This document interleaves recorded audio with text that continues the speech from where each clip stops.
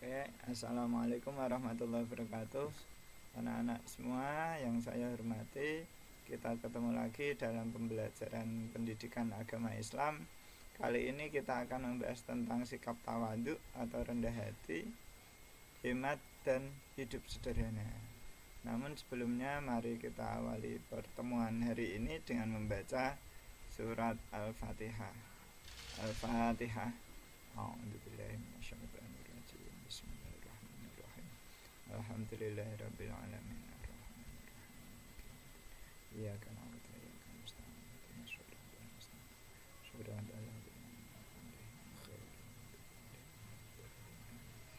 Oke anak-anak, kalian sudah tahu apa itu rendah hati, hemat dan hidup sederhana? Mari kita simak bersama-sama. Jadi yang akan kita bahas pada hari ini itu adalah dalil-dalil kenapa agama itu membahas tentang rendah hati.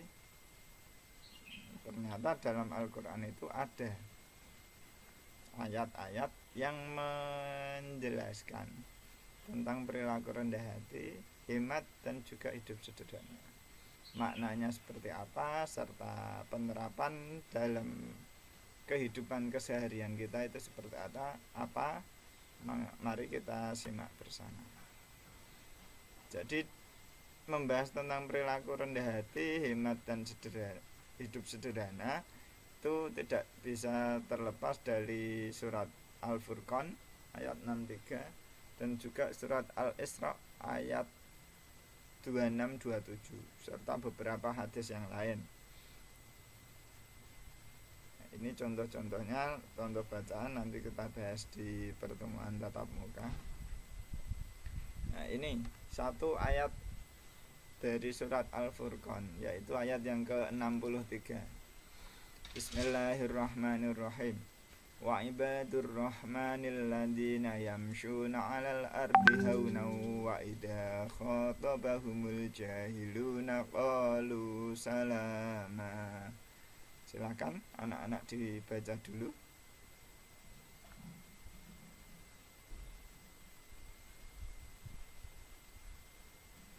Yang terjemahan artinya kurang lebih, dan hamba-hamba Tuhan yang maha penyayang itu orang-orang yang berjalan di atas bumi dengan rendah hati.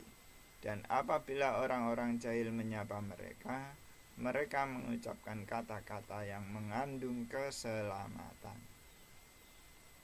Dalam ayat ini Allah menjelaskan tentang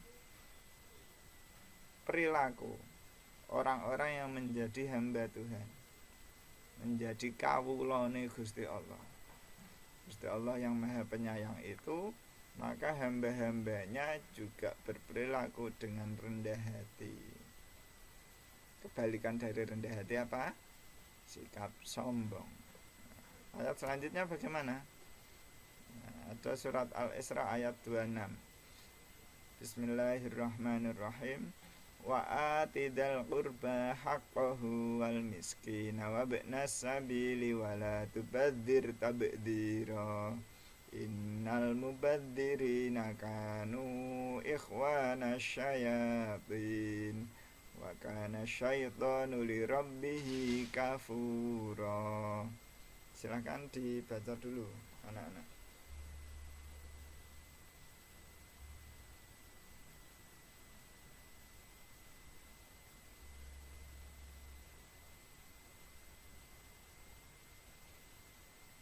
Artinya terjemahan kurang lebih, dan berikanlah kepada keluarga-keluarga yang dekat akan haknya, kepada orang miskin dan orang yang dalam perjalanan.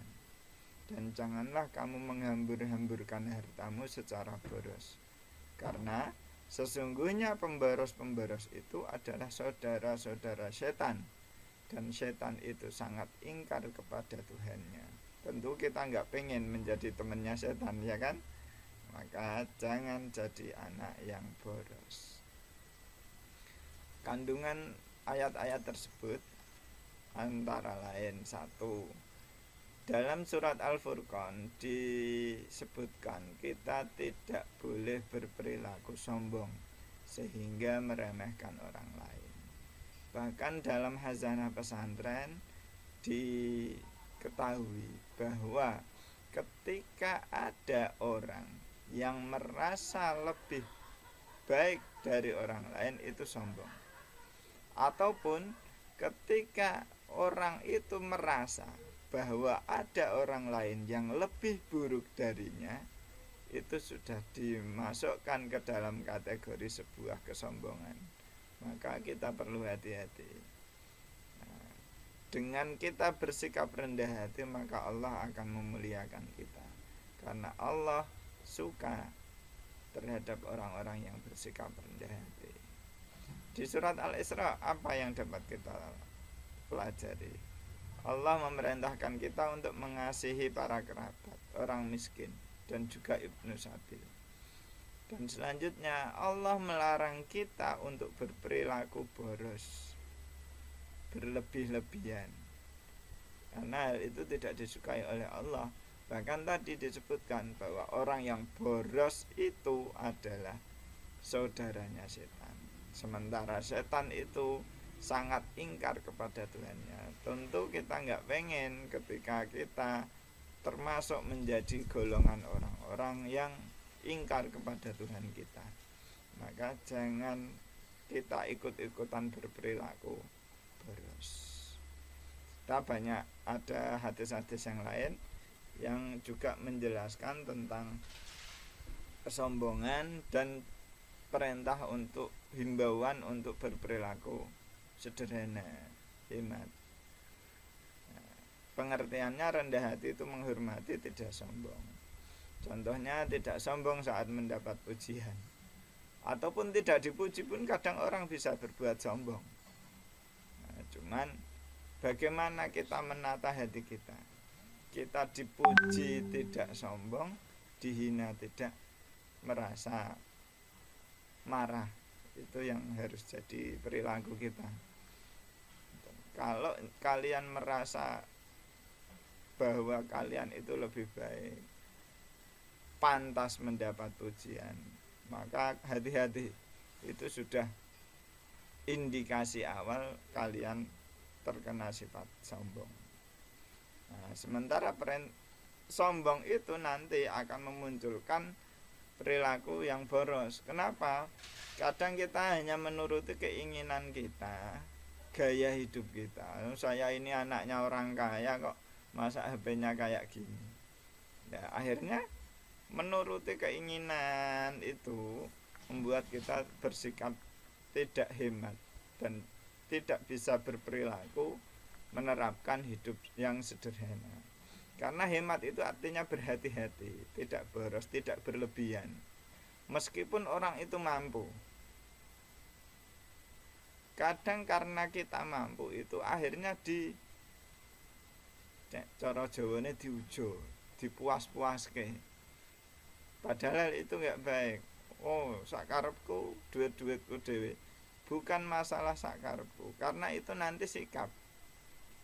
Ketika kita bersikap dengan boros, menghambur-hamburkan harta untuk sesuatu yang sebenarnya tidak kita butuhkan, maka itu sudah sesuai dengan yang disebutkan dalam ayat tadi.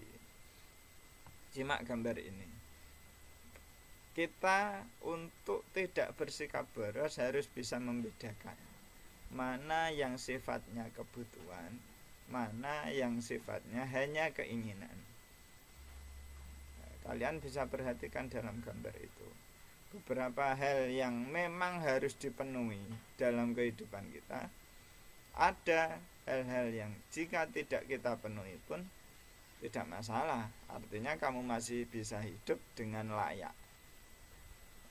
Kalau hal-hal itu memang harus dipenuhi, artinya ketika hal itu tidak ada, kalian tidak bisa hidup dengan layak, maka itu berarti sebuah kebutuhan. Itu balikannya adalah keinginan. Disimak. Kalau kebutuhan itu harus dibeli, tidak tergantikan, mau nggak mau harus dipenuhi. Ketika tidak terpenuhi, maka kalian belum bisa hidup layak. Itu disebut dengan kebutuhan.